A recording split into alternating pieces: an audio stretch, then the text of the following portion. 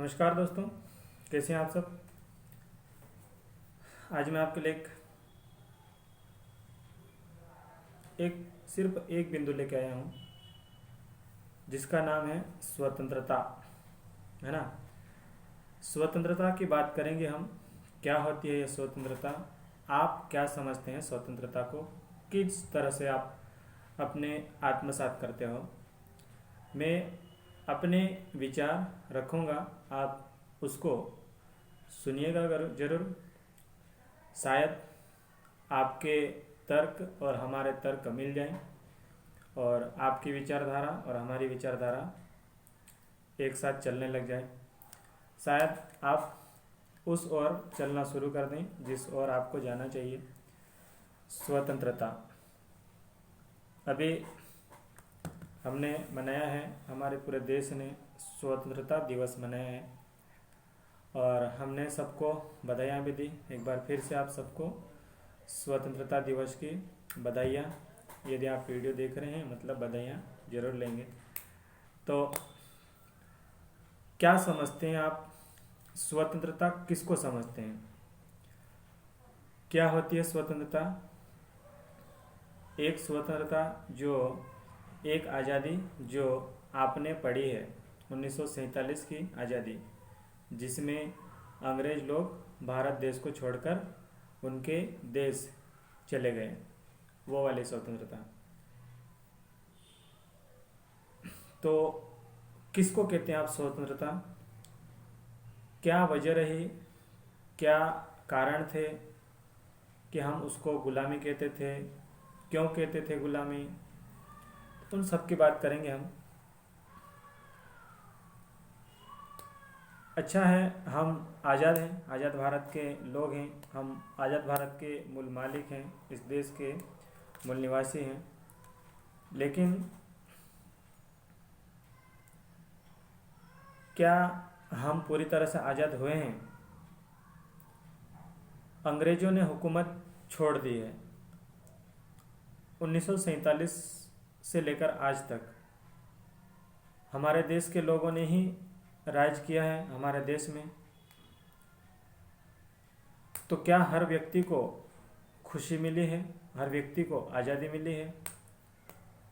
आज़ादी का मेरा मतलब ये है कि 1947 से लेकर आज तक 73-74 साल हो चुके हैं। तो इन वर्षों में हमारे जो इस देश के जो लोग हैं, उन लोगों के लिए क्या नयापन आया, क्या सुविधाएं, बहुत सारी सुविधाएं हैं। लेकिन फिर भी आज भी हमारे भारत देश में 80% लोग ऐसे हैं जो वास्तव में स्वतंत्र नहीं हैं, आज़ाद नहीं हैं। मेरा ऐसा मानना है और आप लोग भी इस बात को अच्छे से जानते हैं। अभी लॉकडाउन में हमने देखा है करोड़ों लोग अपने घर से बाहर थे। जैसे ही लॉकडाउन जब शुरू हुआ तो अपने घर की ओर लौटने की कोशिश करी। क्यों? क्योंकि वो अपने घर जाना चाहते थे। कहीं ना कहीं सबको अपने बसेरे की याद आती है, तो घर जा रहे थे, घर जाने की उनको सुविधा नहीं मिली। ये कौन लोग थे? ये वो लोग थे जिनके पास साधन नहीं थे, जिनके पास सुविधाएं नहीं थी, जिनकी ऊपर पहुंच नहीं थी। जिनके पास साधन सुविधाएं थी वो लोग कभी लॉकडाउन में परेशान नहीं हुए। ये जो करोड़ों लोग लॉकडाउन में परेशान होने वाले थे वो हमारे गरीब लोग थे। क्या ये लोग आज़ाद कहेंगे अपने आप को? क्या अपने आप को स्वतंत्र कहेंगे? क्या ये लोग मजबूरी, मजदूरी, गुलामी से मुक्त हो चुके हैं? नहीं, ये लोग अभी भी गुलाम हैं। बेरोजगारी के कारण, मजबूरी के कारण, गरीबी के कारण, अशिक्षा के कारण ये गुलाम है, आज भी गुलाम है। ये लोग अपने हक अधिकार के लिए तक नहीं लड़ सकते। उनको पता ही नहीं है कि हमारे हक अधिकार क्या है। उनको पता ही नहीं है कि हम गुलाम किस तरह से। अब आप लोग अगर पढ़े लिखे हैं तो आपकी क्या जिम्मेदारी बनती है, आप लोगों की क्या जिम्मेदारी बनती है उनके लिए ना सही, कम से कम अपने खुद के लिए क्या जिम्मेदारी बनती है आपकी, क्या जिम्मेदारी बनती है। आज करोड़ों लोग स्वास्थ्य के नाम से परेशान हैं, आज करोड़ों लोग अशिक्षित हैं, आज करोड़ों लोग बेबसी को मजबूर है, आज करोड़ों लोग मजदूरी करते हैं, आज करोड़ों लोग मजबूरी में जीवन यापन करते हैं। करोड़ों लोगों के घर नहीं है, करोड़ों लोगों के पास चप्पल नहीं है, कपड़े नहीं है, करोड़ों लोग अशिक्षित है। कम से कम आपके पास सौभाग्य से ये सारी चीज़ें मिली है, कम से कम पहनावा मिला है, घर परिवार मिला है। तो आप दूसरों के लिए ना सही, कम से कम अपने लिए पढ़ाई कर लें।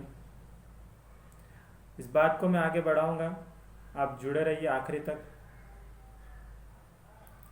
आज हमारे कहीं दूर जाने की ज़रूरत नहीं है, हम अपने मोहल्ले में, अपने घर परिवार में, अपने रिश्तेदारों में देख लें, सभी लोग मजदूरी के लिए चले जाते हैं, पूरा घर घर खाली हो जाता है, मुश्किल से परिवार में 1 से 2 लोग रहते हैं। क्यों? उनको मज़ा आता है। अगर उनके पास अपने घर में खेती बाड़ी अच्छी होती, फसल अच्छी होती, अगर वो शिक्षित होते, उनके पास रोजगार होता घर पे, तो कौन लोग परेशान होना चाहेगा? कोई जाना चाहेगा घर छोड़ के, घर का धंधा छोड़ के जाना चाहेगा, बाहर जाना चाहेंगे? नहीं, मेरे हिसाब से नहीं जाना चाहेगा। ये लोग क्यों जाते हैं? ये लोग मजबूर है, इनको जाना जरूरी है, इसीलिए जाते हैं। अगर आप लोग नहीं संभले तो आपको भी यही करना है, फिर आपको भी जाना पड़ेगा गुजरात, कठियावाड़ नहीं, काठियावाड़, गुजरात में ही आता वो, राजस्थान, इंदौर, पीथमपुर। क्यों जाते हैं? अपने भरण पोषण के लिए, अपने पालन पोषण के लिए।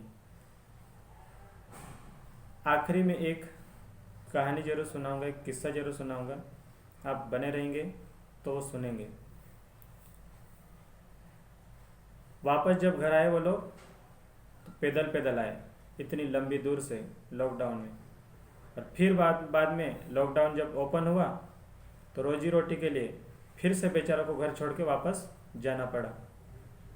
और लूटमारी ऐसी मची हुई है, लोगों ने आने के लिए भी जहां 200-300 रुपये का किराया लग रहा था, वहां पे हज़ारों रुपये किराया लिया।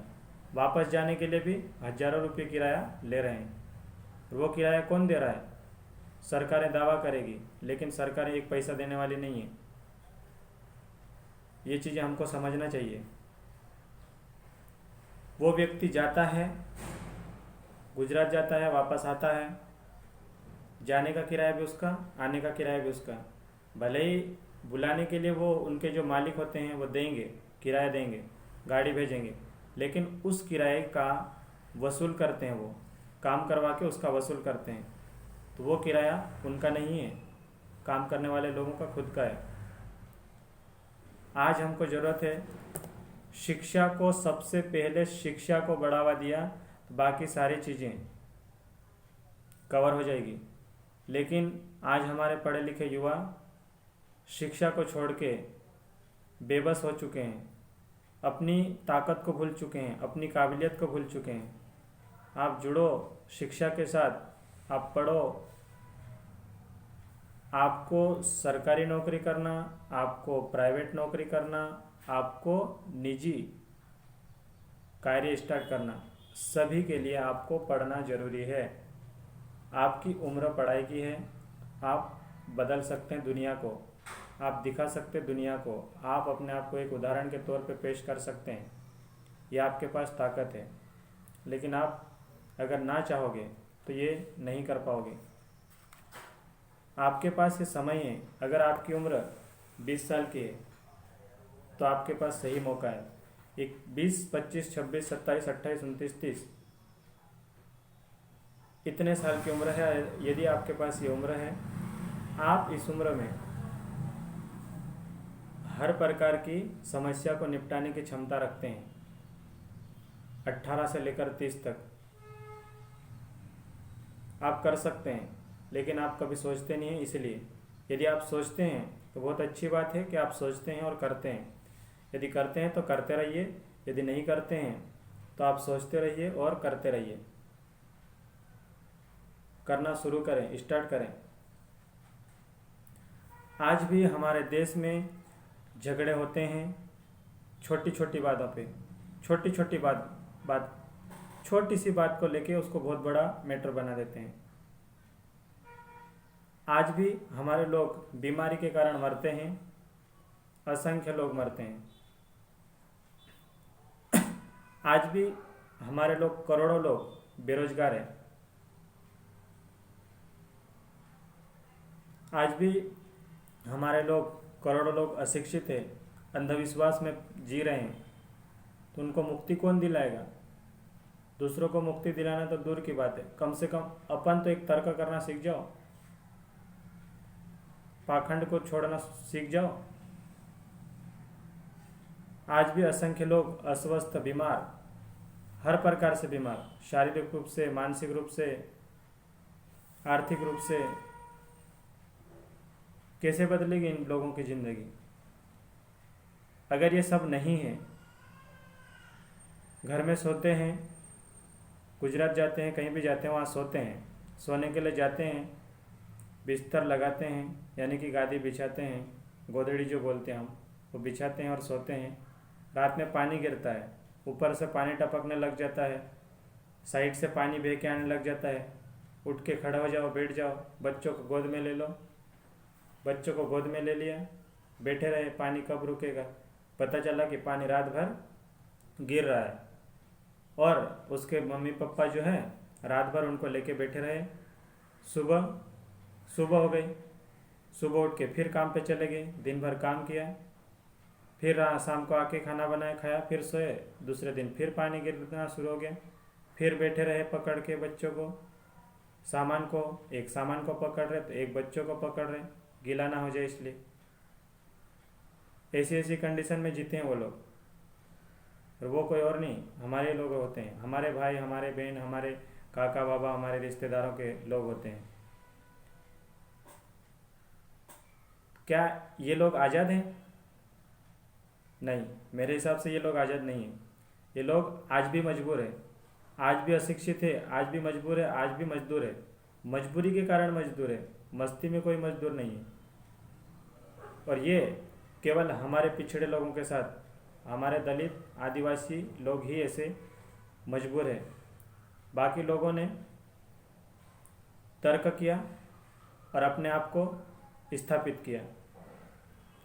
मैं किसी वर्ग विशेष की बात नहीं कर रहा हूँ, लेकिन फिर भी हमारा समाज तर्क क्यों नहीं करता है? पॉइंट ये उठता है, हमारे बच्चे, हमारे स्टूडेंट, हमारे विद्यार्थी तर्क क्यों नहीं करते? तर्क करना सीखो, समय को मत जाने दो, समय का सदुपयोग करना सीखो। मेरा कहने का ये मतलब है, जिन जिन लोगों ने तर्क किया है उन्होंने उन्नति की है, उन्होंने विकास किया है, वो प्रगति की, वो आगे बढ़े। हमारे लोग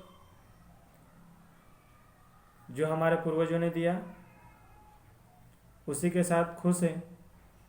मैं मानता हूँ कि वो लोग कम खर्च करने वाले हैं और जितनी आवश्यकता होती है उतना ही खर्च करने वाले, प्रकृति का उतना ही दोहन करने वाले लोग हैं। लेकिन फिर भी जो हमारे शिक्षित लोग हैं, उन लोगों ने उन पिछड़े लोगों का साथ क्यों नहीं दिया? तर्क क्यों नहीं करना सिखाया? उन लोगों ने नहीं सिखाया, लेकिन हमारी जिम्मेदारी है, हम सिखा सकते हैं उनको। तर्क करना सिखाओ, आप कहीं पे भी सिखा सकते हैं। स्पेशली आपको पेशेवर सामाजिक परिवर्तक या सामाजिक कार्यकर्ता बनने की ज़रूरत नहीं है। आप जहाँ पे रह रहे हैं वहाँ से सिखाओ। आप घर पे रह रहे हैं, आपके भाई को सिखाओ, आपके काका के बच्चे को सिखाओ, काका के लड़के को, लड़की को सिखाओ, मामा के बच्चों को सिखाओ, बुआ के बच्चों को सिखाओ। आप कमरा लेके रह रहे हैं, आपके दोस्तों को बोलो, तर्क करना सिखाओ। यही आपकी सबसे बड़ी सेवा है, यही आपका परिवर्तन का सबसे पहला प्रयास है। और आपको स्पेशली उसके लिए कोई काम धंधा छोड़ के बाहर जाने की ज़रूरत नहीं है। ये जब करोगे तो उसके लिए आपको लोग आपका स्टेटस देखेंगे कि ये क्या करते हैं। इसलिए सबसे पहले हमारा टारगेट क्या होना चाहिए, जो सुनता है उसको सुनाओ, उसको समझाओ, लेकिन जो नहीं सुनता उसको ज़बरदस्ती नहीं सुनाओ, नहीं समझाओ। और हमारी पहली प्राथमिकता ये कि हम पहले अपने आप को स्थापित करें। आपको एक करियर बनाना है, और करियर बनाने के लिए आपको आज से ही पढ़ना शुरू करना पड़ेगा। ये सबसे पहला पॉइंट है। नहीं तो ज़िंदगी लग जाएगी आपको ये सोचने में कि मैं ये अच्छा कर दूंगा, ये अच्छा कर दूंगी, ये बदल दूंगा, ये बदल दूंगी, मेरे समाज में ये अच्छा नहीं हो रहा तो उसको परिवर्तित करके नई दिशा दूंगी या दूंगा। तो ये सब होने वाला नहीं है। कभी न कभी आपको इसके लिए जोखिम उठाना पड़ेगा। आप बेहतर चाहते हैं, ये मेरा दिल कहता है, दिमाग कहता है, लेकिन आप बेहतर करते नहीं हैं। ये आपकी कमज़ोरी है। अगर आपने थोड़ी सी कोशिश की और उसको बेहतर जो चाहते हैं, जैसा चाहते हैं वैसा करना शुरू कर दिया, तो ये 100% पक्की बात है कि आप उसको परिवर्तित कर देंगे और आप नई दिशा देना शुरू कर देंगे। समाज में एक नई पीढ़ी का निर्माण करना शुरू कर देंगे आप। ये आपका बहुत बड़ा कार्य होगा, यह आपकी बहुत बड़ी समाज की सेवा होगी, यह आपका एक स्टेटस होगा। ये हमारे देश में, हमारे समाज में ऐसी छोटी छोटी बातों को लेके बड़े बड़े झगड़े हो जाते हैं, बड़ी बड़ी दूरियां बन जाती है, बड़े बड़े दुश्मन खड़े हो जाते हैं आपस में। इसका कारण क्या है? इस कारण का पता लगाओ। इसका कारण मेरे हिसाब से है अशिक्षा। जिस दिन आपने शिक्षा देना शुरू कर दी, जिस दिन आपने शिक्षा ग्रहण करना शुरू कर दी, उसके बाद में शिक्षा देना शुरू कर दी, आपको स्पेशली शिक्षा ग्रहण करके स्पेशली शिक्षा देने की जरूरत नहीं है। आपने जिस दिन जो सीखा वही चीज़ दूसरे को सिखा दो। यही बहुत बड़ा पॉइंट है। कोई स्पेशल कुछ करने की जरूरत नहीं है। यदि आपने 11वीं क्लास ज्वाइन की या 12वीं क्लास ज्वाइन की, 12वीं में जो पढ़ा वो छोटे बच्चे को सिखा दो, गुणा कैसे करते, भाग कैसे करते, जोड़ कैसे करते हैं। बस ये आपका स्टेटस है, और क्या करना। एक बात बताता हूँ मैं। जब हमारे देश में लोग मजबूर है, लोग मजदूर है, लोगों में झगड़ा होता है, लोग बेबस है, लोग भूखे पेट घूम रहे हैं, लोग बिना कपड़ों के घूम रहे हैं, लोग बिना चप्पल के घूम रहे हैं, लोग बिना छत के सो रहे हैं, सड़कों पे सो रहे हैं, पानी में सो रहे हैं, ठंड में सो रहे हैं। हमारे गांव में लोग रात में जाके पानी घुमाते हैं खेतों में। पानी घुमाने के कारण उनके हाथों में छाले पड़ जाते, पैरों में छाले पड़ जाते, रात भर ठंडे पानी में, नाले का पानी, नदी का पानी। दिन में लाइट नहीं आती, इसलिए मजबूरी में रात में उनको काम करना पड़ता है। तो ये गुलामी नहीं है तो क्या है? अगर आज़ाद होते, स्वतंत्र होते, तो दिन में लाइट आती, दिन में लाइट आती किसानों के लिए, तो दिन में काम करते, कम से कम इतने मजबूर तो नहीं होते रात में उठ के जाने के लिए, नींद खराब करके जाने के लिए। किसान के अतिरिक्त कौन व्यक्ति रात में भटकता है? ड्राइवर लोग भटकते हैं। क्यों भटकते हैं? घर का पालन पोषण करने के लिए भटकते हैं। अगर स्वतंत्र होते तो टाइम टू टाइम काम करते हो, रात में भी काम करते, दिन में भी काम करते वो लोग। ऐसा नहीं कि रात में काम करते और दिन में आराम करते, ऐसा नहीं है। अगर रात में काम करते और दिन में आराम करते तो एक बार कह सकते थे कि हाँ वो स्वतंत्र है, काम कर रहे हैं। लेकिन मजबूरी में जब बोल दे तब उसको काम करने जाना पड़ता, जब लाइट आ जाए तब खेत में पानी घुमाने जाना पड़ता। तो ये मजबूर है ये लोग। आज़ाद कैसे हुए? आज़ाद कहाँ हुए ये? सुबह का खाना मिला, शाम को मिलेगा कि नहीं मिलेगा उसके लिए लोग परेशान हैं। और ये सब चीज़ें आप लोग जानते हैं। तो इसलिए असली स्वतंत्रता चाहिए। आप असली स्वतंत्रता चाहिए आपको। आपके समाज में नई पीढ़ी का निर्माण करना है तो अशिक्षा को गायब करो। सबसे पहले शिक्षा दो। शिक्षा दोगे तो नशाखोरी कम होगी, भ्रष्टाचारी कम होगी, चोरियां कम होगी, झगड़े कम होंगे। लेकिन पहला पॉइंट है शिक्षा। शिक्षा देने के लिए आप खुद शिक्षा ग्रहण करो। शिक्षा ग्रहण करने के लिए आपको अनुशासन बनाना पड़ेगा, अपने आप पे विश्वास बनाना पड़ेगा, विश्वास कायम करना पड़ेगा। आपको मैं एक उदाहरण देता हूँ। बाज जो देखा होगा सबने, बाज जिसको हम हमारी भाषा में शायद क्या कहते हैं, घुवड़। हमारी भाषा में शायद उसको घुवड़ कहते हैं। बाज एक छोटा आता है जिसको हम हमारी भाषा में हेलाइटी कहते हैं। हो सकता है आपने देखा हो, सुना हो। तो वो जब उड़ता है बहुत ऊपर जाता है, आसमान की ऊंचाइयों को छू जाता है। और हमारे घरों में, हमारे आसपास में, हमारे पड़ोस में मुर्गियाँ रहती है। मुर्गी जो अंडे वंडे देती है, सबने देख रखा है। वो उड़ती तो है लेकिन इतनी ऊपर नहीं उड़ती है, कम ऊंचाई तक जा पाती, इतनी ऊंचाई पे नहीं जा पाती। और एक और मुर्गी रहती है ना, जिसको हम बायलर कहते हैं, बायलर मुर्गी कहते हैं, है ना। बायलर कुकड़ी या धौलदी कुकड़ी। तो वो मुर्गी तो बेचारी बिल्कुल भी नहीं उड़ पाती, वहाँ चलती है बस, उसका वजन इतना रहता है कि वो उड़ ही नहीं पाती है। ये सब आपने देखा है। कहानी पूरी सुनना, किस्सा पूरा सुनना, फिर दिमाग लगाना, ठीक है। तो वो अब हमने यहाँ पे 3 वैरायटी देख ली। एक वैरायटी है बायलर की, दूसरी कौन सी है अपने पास, देसी मुर्गी की, और तीसरी कौन सी है सबसे बड़ी, वो है बाज की, जो आसमान की ऊंचाई पे उड़ता है। हमारे लोग भी कुछ इसी प्रकार के हो चुके हैं, पढ़ने वाले बच्चे, है ना, कुछ इसी प्रकार के हो चुके हैं। कुछ बच्चे इतने आलसी हो चुके हैं कि बायलर मुर्गी की तरह हो चुके हैं, जो कभी पढ़ने का नाम ही नहीं लेते हैं, जो कभी पढ़ने का नाम ही नहीं लेते हैं। अब आप देखना कि जो बायलर मुर्गी होती है, उनके छोटे छोटे जो चूजे होते हैं, उनको, बायलर मुर्गी के जो छोटे छोटे बच्चे होते हैं, उन बच्चों को अगर जो देसी मुर्गी है उस मुर्गी के साथ में ले जाके रख देते हैं, वो मुर्गी के जो बच्चे उनके साथ में मिला के रख देते हैं, आप देखोगे, यकीन आपने देखा भी होगा, देखोगे कि वो जो बच्चे हैं, वो बच्चे देसी मुर्गी के बच्चों के समान ही चलते फिरते हैं, देसी मुर्गी के समान ही पलते बढ़ते हैं और उनके समान ही दौड़ते हैं। क्यों? क्योंकि वो उनके साथ रह के उनके जैसे बन गए।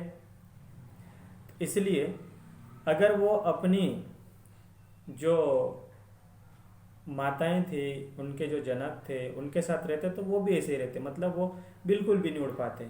लेकिन वो देसी मुर्गी के बच्चों के साथ पले बढ़े, इसलिए जितने वो उड़ते उतने वो भी उड़ना सीख गए, ठीक है। यहाँ पे क्या समझे कि जो कमज़ोर था वो ताकतवर के साथ रहा तो वो भी ताकतवर बन गया। बात नंबर 1। बात नंबर 2, बाज के बच्चों को भी अगर इस मुर्गी के साथ रख देंगे, देसी मुर्गी के बच्चों के साथ, तो बाज कितना आसमान की ऊंचाई पे उड़ता है, लेकिन फिर भी उनके बच्चे मुर्गी के बच्चों के साथ रह के उन्हीं के समान हो गए। मतलब जितने मुर्गी के बच्चे उड़ते हैं उतने बाज के बच्चे भी उड़ते हैं। जैसे मुर्गी के बच्चे खाते हैं वैसे वो भी खाते हैं, जैसे मुर्गी के बच्चे चलते हैं वैसे वो भी चलना शुरू कर देते हैं। कारण संगति का असर, सबने देखा है, संगति का असर होता है, सुना जरूर है तो समझ भी लेंगे, ठीक है। संगति का असर, बाज जितनी ऊंचाई पे उड़ता है उनका बच्चा संगति के कारण अपनी उड़ान भूल चुका है, अपनी ऊंचाई भूल चुका है। और जो मुर्गी थी वाइट वाली, उनके बच्चे कमज़ोर थे, लेकिन संगति के कारण वो अधिक ऊंचाई पे उड़ना शुरू कर दिया, अपनी मूल पहचान खोकर ऊंचाई बढ़ा दी उसने। अब यहाँ पे 2 पॉइंट आए, एक कमज़ोर था वो ताकतवर बन गया, दूसरा ताकतवर था वो कमज़ोर बन गया। हमारे बच्चों की यही हालत है ना। 3 टाइप के लोग हैं। कुछ बहुत कमज़ोर है, जो रात को 10 बजे सोते हैं और सुबह 8 बजे उठते हैं। कुछ बच्चे ऐसे हैं कि रात में 12 बजे सोते हैं और दिन में 12 बजे उठते हैं। सिटी में रहने वाले बच्चे, हमारे इधर के जो बच्चे हैं सिटी में रहने चले जाते हैं तो ऐसे उठते हैं। जो सिटी में रहते हैं वो बच्चों ने तो अनुशासन बना रखा है, बहुत सारे ने अनुशासन बना रखा है, तो अनुशासन के तहत वो अपना काम कर लेते हैं। लेकिन अब मैं ये कहना चाह रहा था कि अगर आपके पास योग्यता है बाँझ की, लेकिन आप देसी मुर्गी के बच्चों के साथ रहोगे तो उनके समान अपनी योग्यता भूलकर उन्हीं के समान आप बन जाएंगे। यदि आप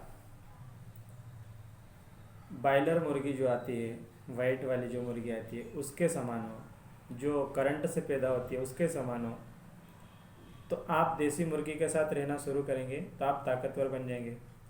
मेरा कहने का ये मतलब है कि जो बच्चे इंटेलिजेंट है वो अपनी योग्यता क्यों भूल रहे, अपनी काबिलियत क्यों भूल रहे।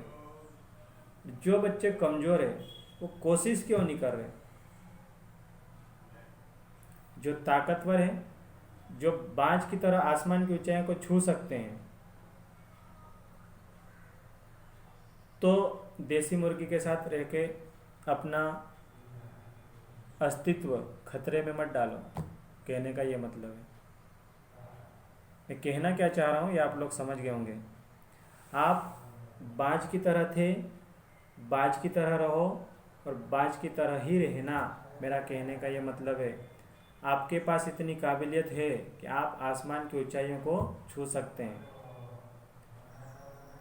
यकीन ना हो तो बाबा साहेब को देख लेना, अब्दुल कलाम को देख लेना, ज्योतिबा फुले को देख लेना, इन सब को देख लेना। ये लोग बहुत बड़े घराने के नहीं थे। अपनी ज़िंदगी को एक साधारण सी ज़िंदगी जी और उसी को एक बहुत बड़े परिवर्तक के रूप में अपने आप को स्थापित कर दिया। ये कला, ये तर्क जब तक आप करना नहीं सीखोगे तब तक आपकी जो काबिलियत है वो घटती चली जाएगी, घटती चली जाएगी, घटती चली जाएगी। आपके अंदर के जुनून को पैदा करो। आपका जो आसमान की उड़ान का जो सपना है उसको बनाए रखो और लगे रहो हमेशा के लिए। तो ये था स्वतंत्रता का मतलब और उसके अर्थ। बहुत सारे ऐसे पॉइंट थे होंगे जिनकी वजह से किसी महानुभव को, किसी को अगर बुरा लगा हो तो हम तहे दिल से माफ़ी चाहेंगे। लेकिन जो हमें लग रहा था हमने उस बात को रखा।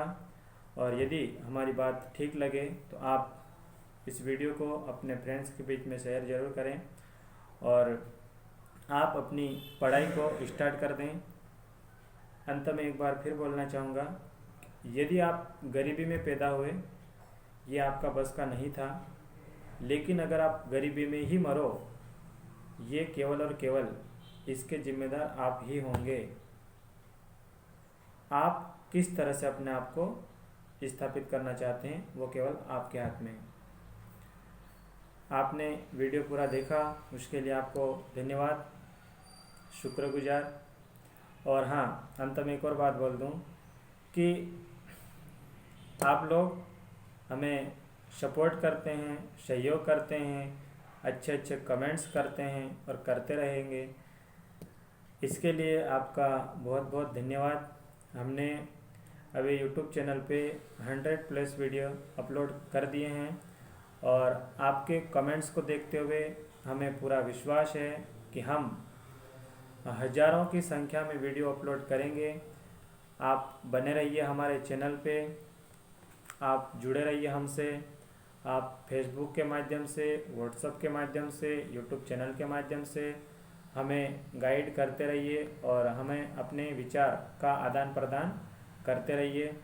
कुछ हम बोलेंगे, कुछ आप लोग बोलेंगे, कुछ हमसे सीखें, कुछ आपसे सीखेंगे हम।